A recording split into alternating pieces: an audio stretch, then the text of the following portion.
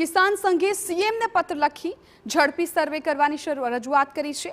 ભારતીય કિસાન સંઘના પ્રમુખ રમેશ પટેલનું નિવેદન। 2 દિવસથી ઉત્તર ગુજરાતમાં વરસાદનું રૌદ્ર સ્વરૂપ તેવું રમેશ પટેલનું કહેવું છે।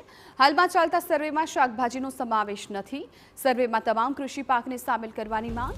અનેક ખેડૂતોના ખાતામાં વ્યાજ જમા નથી થયું। ખેડૂતોનું ધિરાણ 3 લાખથી વધારી 7 લાખ કરવાની માંગ। જમીન ધોવાણના કિસ્સામાં પણ વળતરની માંગ। મોટાભાગના કિસ્સામાં ઊભા પાકને નુકસાન પહોંચ્યું છે। વરસાદની પેટર્ન બદલાતા પાક અંગે ખેડૂતો મૂંઝવણમાં છે। એરંડા, તલ, કપાસ, લસણ સહિતના પાકમાં વ્યાપક નુકસાન પહોંચ્યું છે।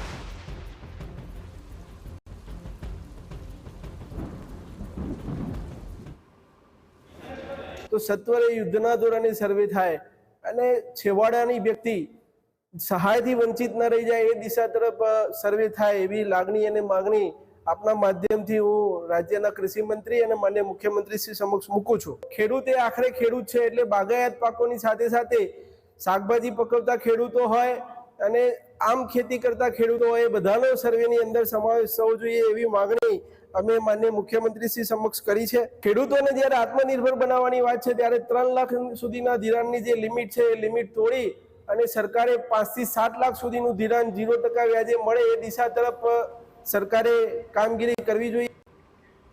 સમાચાર રાજકોટથી મળી રહ્યા છે। ગોંડલ માર્કેટ